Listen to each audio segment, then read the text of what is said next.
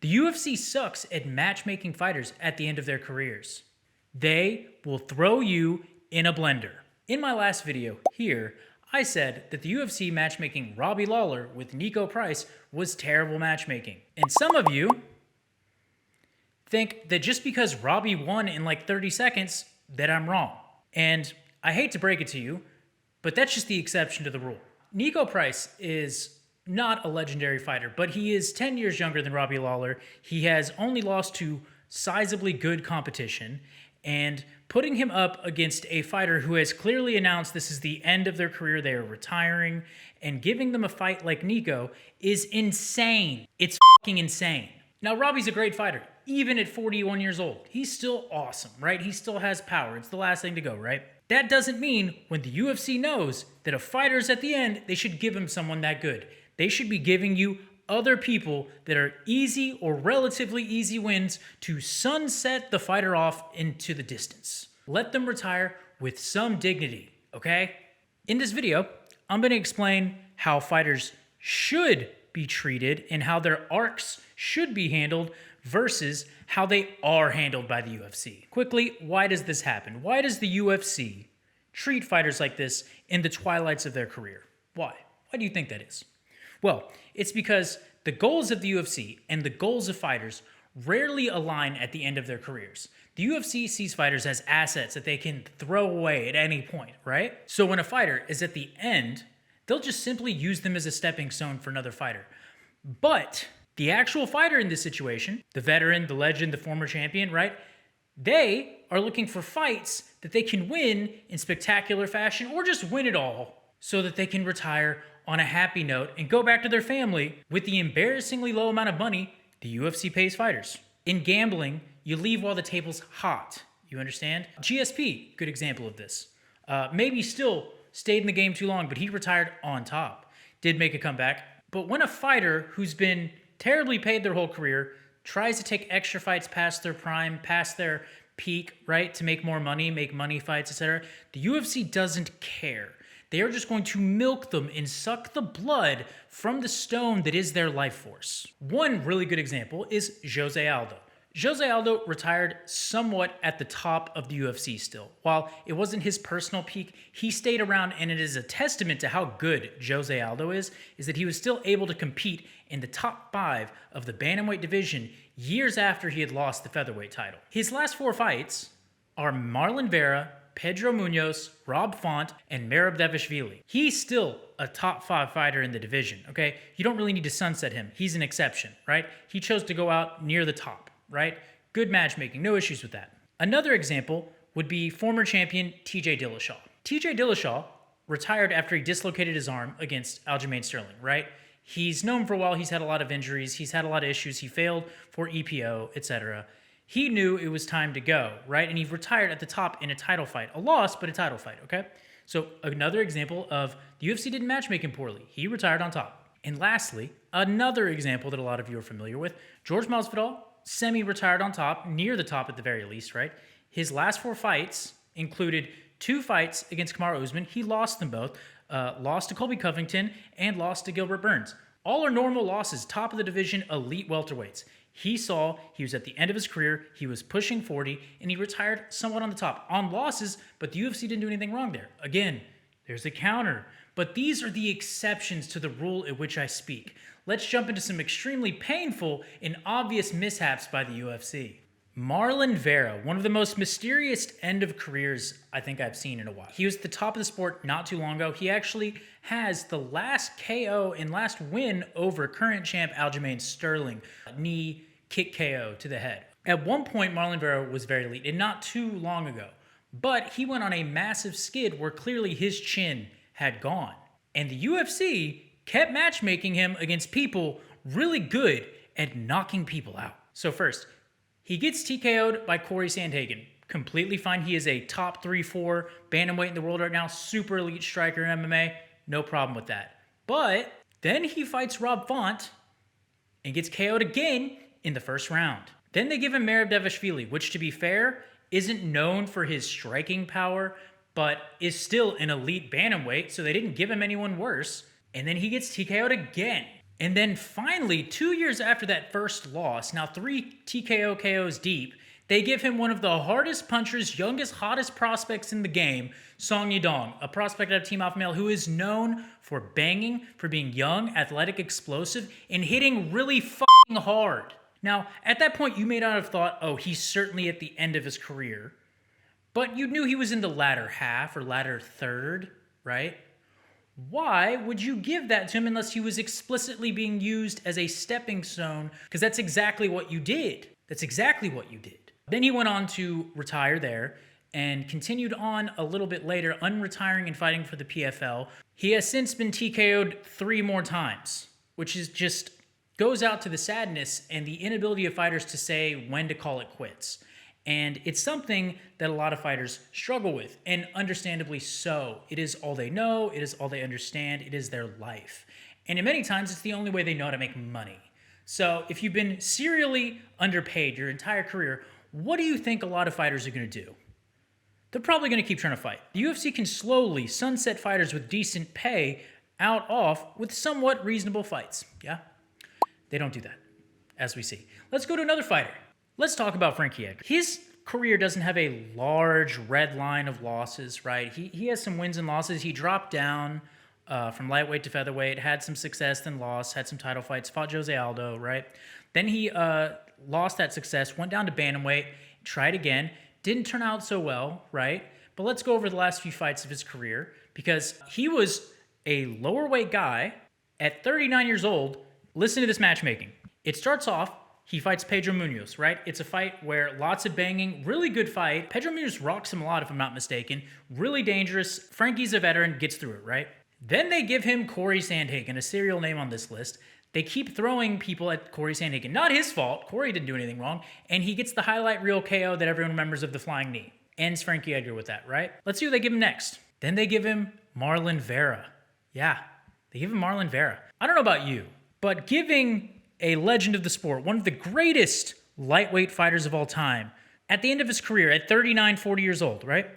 They give you Marlon Vera after being on a skid, which is at very clearly the end of your career. No tune-up fight, nothing. Marlon Vera. And in extremely sad fashion, he gets front kick KO'd. What do you think you were doing? Seems pretty f***ed up. That's not where it ends.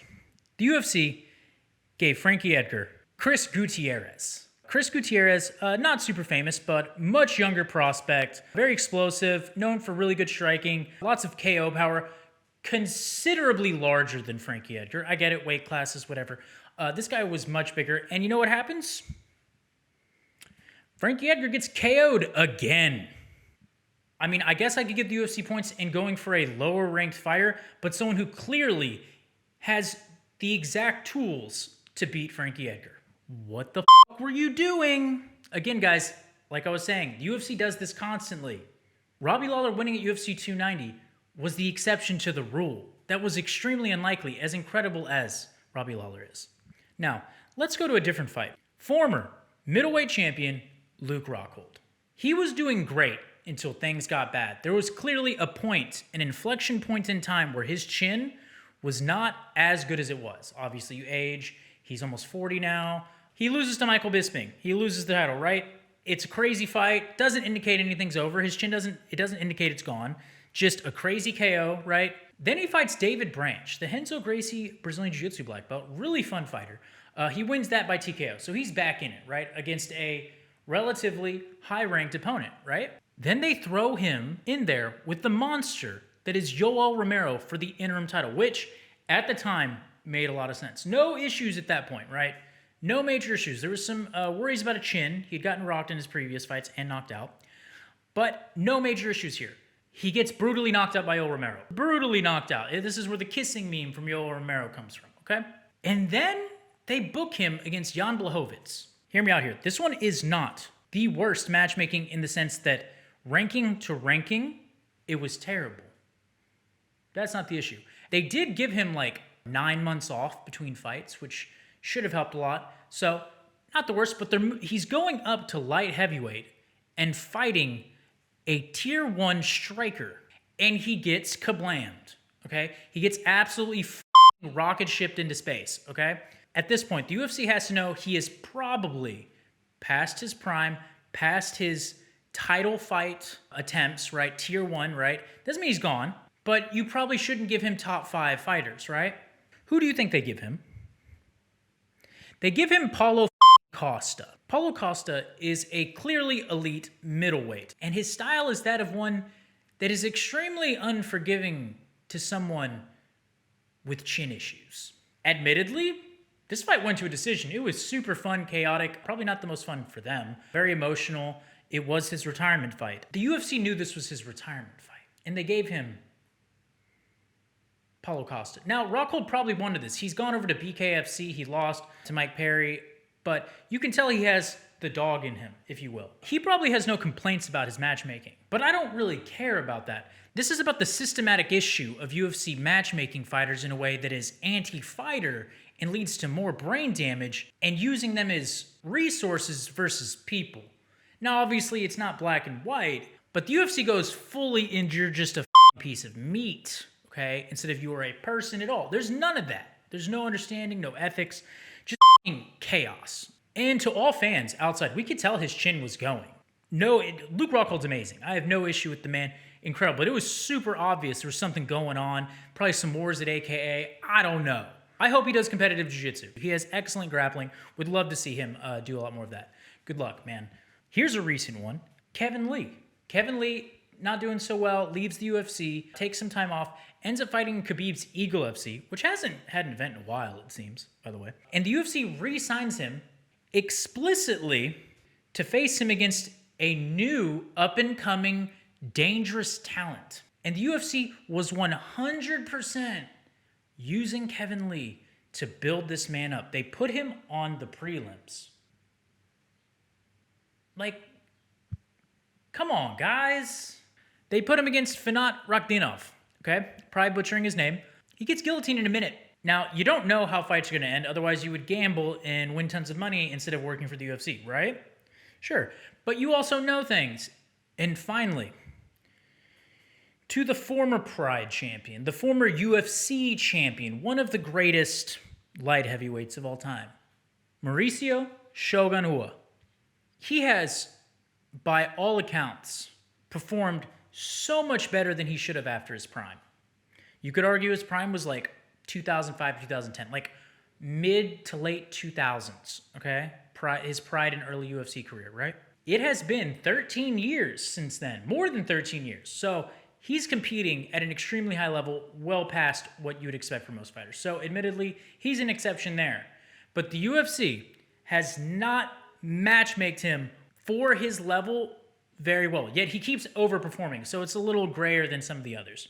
To give you some context, in 2014, when he first faced Ovince St. Preux for the first time, and he got obliterated, a lot of us thought that was scary matchmaking then for him, who we thought was a fighter clearly at the end of his career, right? It's been 9 years since that fight, and he fought Ovince again. That's how much longevity he's had. I can't critique them too much in that regard because he kept getting enough wins to push himself back up, but the UFC kept giving him prospects that could and sometimes did fuck him up. Like at the time, Ovince was a new-ish fighter to the UFC who was much larger, known for his striking and Von Flue chokes, unusually enough, and obliterated him. But to give you an example, in the 2015 to 2020, he had fights against Jean Vellante, Tyson Pedro, Paul Craig.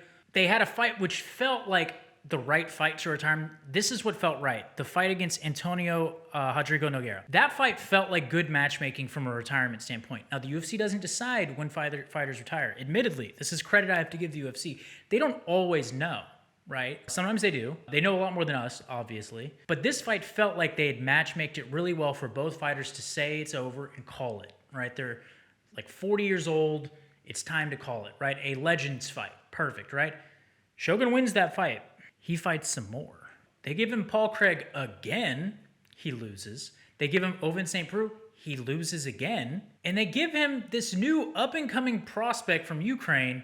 I don't know how to say his name, though. Ihor Potieria. Really exciting, explosive fighter. And he sends Shogun to the Shadow Realm. Shogun retired after that fight. Why, UFC? This man isn't just a veteran of the UFC.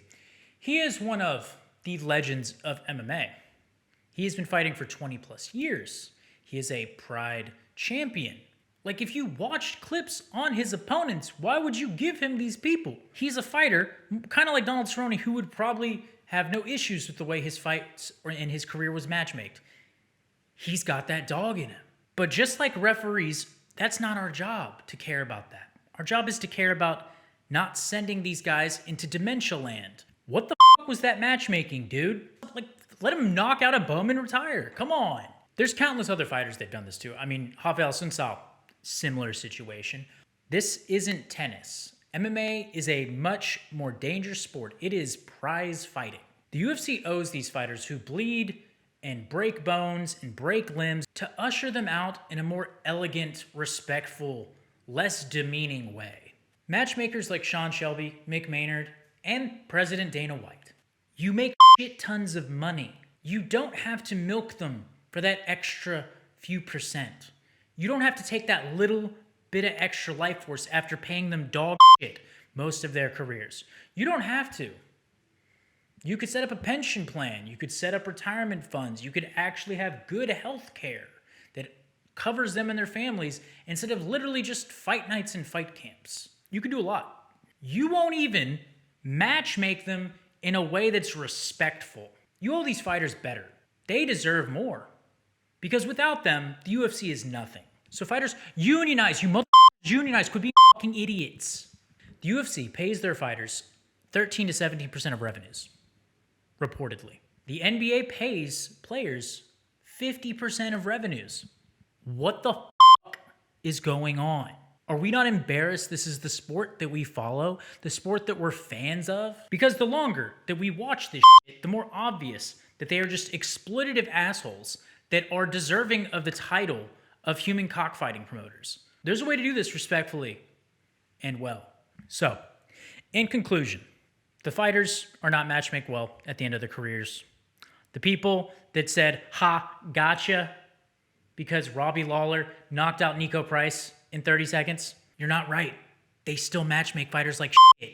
It's just like the people that say fighters are paid well when they look at Conor McGregor's salary. No, there's fighters making like $15,000 a fight. What the are you talking about? Exceptions to the rule, not the rule. Fighters are not treated well. As a whole, I'm going to be making a lot more videos about this, but the main thing you got to get across, they're treated terribly, and you should want them to be treated better in all aspects. Pay, matchmaking, promotion, all of it. See you next time, you